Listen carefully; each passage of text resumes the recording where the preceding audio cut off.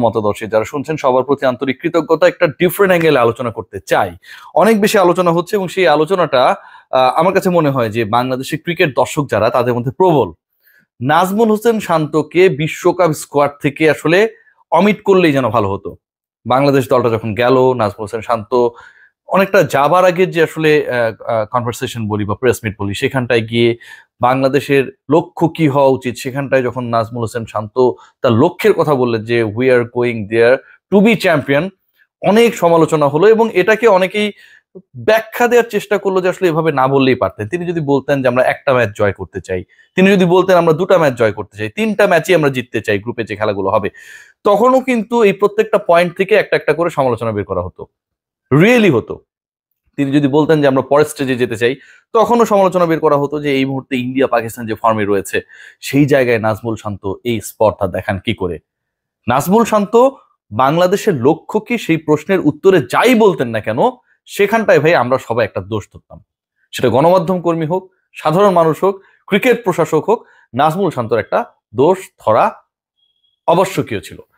আলোচনাটা সেখানটায় না, আলোচনাটা হচ্ছে নাজমুল হোসেন শান্ত যদি বাংলাদেশ দলের পার্ট না হতেন, তার পরিবর্তে অনেকেই অনেক অপশন দিচ্ছেন, তারা যদি থাকতো তাহলে দলটা অনেক ভালো হতো। আমার কাছে মনে হয় যে যারা এই অপশনগুলো দিচ্ছেন, যারা এই আলোচনাটুকু করছেন, one day captain Nazmul Hossain শান্তর দলে অন্তর্ভুক্তি নিয়ে প্রশ্ন তুলছেন, তারা নিশ্চিতভাবেই selection panel, Bangladesh cricket board, cricket operations, তাকে সিলেকশনের সাথে যে প্রসিডিউর গুলো কাজ করেছে তাদের থেকে অনেক বেশি জ্ঞান রাখেন। আমি ভাই ক্ষুদ্র জ্ঞান রাখি, একটু আপনাদের সাথে আলোচনা করতে চাই। মানে নাজমুল হোসেন শান্তকে যদি আমরা বাদ দিতে চাই, সেই বাদ তো আমরা দিতেই পারি।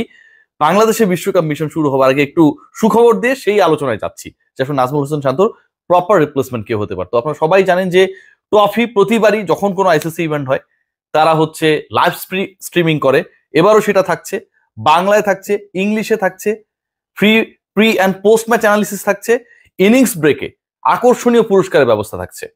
ট্রফিতে আপনাদের থাকতে হবে বাংলাদেশের খেলা, অন্য খেলা, পুরো চ্যাম্পিয়ন্স ট্রফি লাইভ দেখার জন্য। নাজমুল শান্তর আলোচনা আমি যেতে চাই।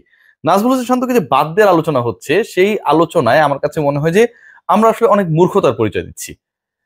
তার যে ব্যাটিং ক্যারিয়ার সামারি 2024 সালে, সেটা যদি একটু খেয়াল করার চেষ্টা করি, সবশেষ ম্যাচ তিনি যেটা শারজায় খেলেছিলেন আফগানিস্তানের বিপক্ষে, যেই ম্যাচটায় বাংলাদেশ জিতেছিল, শান্ত যেখানটায় 76 রান করেছিলেন, সেই পার্টিকুলার ম্যাচে তিনি ছিলেন ম্যান অফ দ্য ম্যাচ।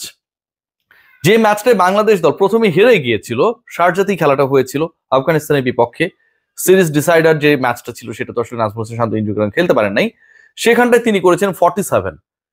প্রথম ম্যাচে 47, তারপরের ম্যাচে 76 করার পরে Najmul Hossain Shanto was the player of the match. আমি যদি আরেকটু বলি, তার আগে যে তিনি ম্যাচটা খেললেন শ্রীলঙ্কার এগেনস্টে, সেখানটায় খুব একটা ভালো করতে পারেন নাই, 1 রান করেছেন। তারও আগে যে ম্যাচ খেলেছিলেন সেখানটায় 40, তারও আগের যে ম্যাচটা খেলেছিলেন সেখানটায় 122।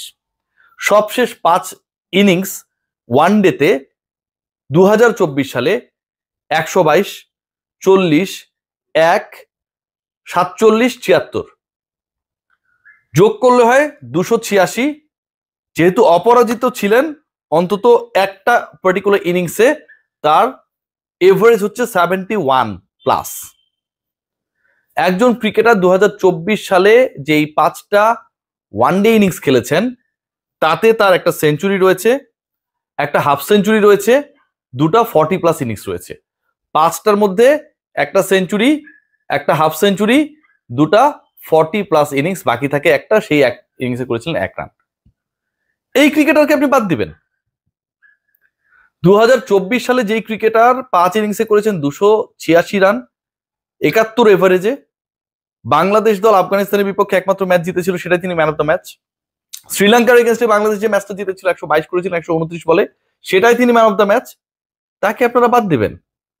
সবশেষ 10 ইনিংসে যার একটা সেঞ্চুরি, 3টা হাফ সেঞ্চুরি, 40+ ইনিংস 3টা, তাকে আপনারা বাদ দিবেন?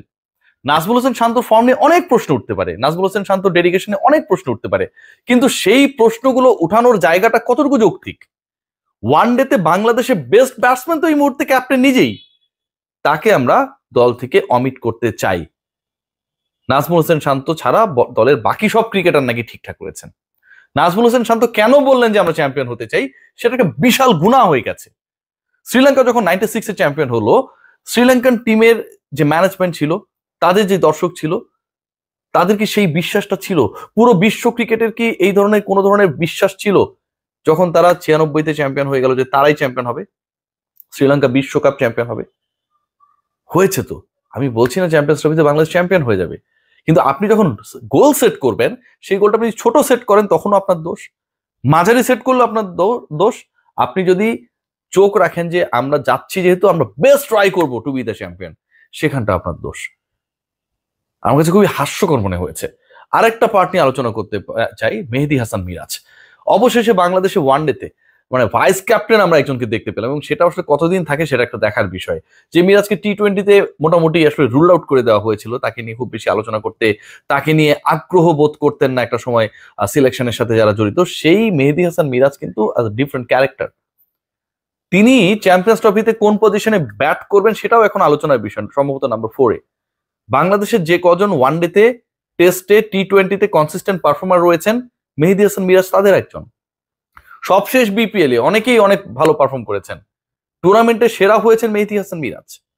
সো মেহেদী হাসান মিরাজ শুধুমাত্র অ্যাকর্ডিং টু হিজ পারফরমেন্স না, according to his consistency, according to his dedication, according to his experience, he deserve something better. দলে নেতৃস্থানীয় যে গ্রুপটা রয়েছে, লিডারশিপ যে গ্রুপ রয়েছে, মুশফিক মাহমুদুল্লাহরা বেশি দিন থাকবে না, রিয়েলিটি তাই। সেখানটায় তো আপনাকে কাউকে না কাউকে অনবোর্ড করতে হবে। মেহেদী মিরাজের ক্ষেত্রে সবসময় আমরা একটা নাক শিটকানো চিন্তা ভাবনা দেখেছিলাম। অ্যান্ড ফাইনালি মেহেদী হাসান মিরাজকে ভাইস ক্যাপ্টেন্সি অফিসিয়ালি দেওয়া হয়েছে। আমার কাছে মনে হয় it's a very good decision. Najmul Hossain Shanto ভাবতে পারেন captain, Mehedi Hasan Miraz vice captain, দুজনে ইনফর্ম, দুজনেই দারুণ খেলছেন। নাজমুল হোসেন শান্ত বিপিএল খুব একটা ভালো খেলতে পারেন নাই, সুযোগ পান নাই, কম সুযোগ পেয়ে হলেও রিশাদকে সুযোগ করে দিয়েছেন যে ভাই আমারে খেলেন না ওরে খেলান। সেই রিশাদ হোসেন বিশ্বকাপে বাংলাদেশের চ্যাম্পিয়ন্স ট্রফিতে বাজির ঘোড়া, সেই রিশাদ হোসেন শেষ পর্যন্ত বরিশালকে দারুণ স্লগিং করে ম্যাচ জিতিয়েছে। সেই রিশাদ হোসেন দারুণ একটা কনফিডেন্স নিয়ে সেখানটায় খেলতে যাচ্ছে। নাজমুল হোসেন শান্ত নিজে ওয়ানডেতে ভালো করছেন, মেহেদী হাসান মিরাজ বিপিএল এর টুর্নামেন্টের সেরা হয়েছেন। ওয়ানডে পারফরমেন্সে গত এক বছরে টপ দুজনের একজন। বাংলাদেশকে নিয়ে স্বপ্ন দেখতে সমস্যাটা কোথায়? আমি বলছি না যে বাংলাদেশ দল চ্যাম্পিয়ন হয়ে যাবে, আমি বলছি না যে নাজমুল হোসেন শান্ত যা বলেছেন তাই ঘটবে, কিন্তু একজন ক্যাপ্টেন যদি বড় স্বপ্ন না দেখেন, একজন অধিনায়ক যদি, একজন যোদ্ধা যদি, লিডার যদি, সেনাপতি যদি বড় স্বপ্ন না দেখেন, তার সহযোদ্ধারা কতটুকু সেই স্বপ্ন দেখার সাহস পাবেন? আবারও বলছি, নাজমুল শান্তকে এই মুহূর্তে টিম থেকে বাদ দিয়ে দেওয়া উচিত, কারণ তার সবশেষ 5 ইনিংসে রান হচ্ছে 122, 40, 1, 47, 76। সবশেষ 5 ইনিংসে তিনি কেন 71 এভারেজে ব্যাট করেছেন? সবশেষ 5 ইনিংসে দুটাই কেন তিনি ম্যান অফ দ্য ম্যাচ হয়েছেন? নাজমুল হোসেন শান্তকে অবশ্যই বাদ দেওয়া উচিত, এবং নাজমুল হোসেন শান্তকে বাদ দিয়ে কাকে ওয়ানডেতে নেওয়া উচিত? আমার কাছে মনে হয় আমাদের 1000টা অপশন রয়েছে। দর্শক প্লিজ সেই অপশনগুলো আমাদের সাথে শেয়ার করতে পারেন। সবাই ভালো থাকবেন, টেক গ্রেট কেয়ার।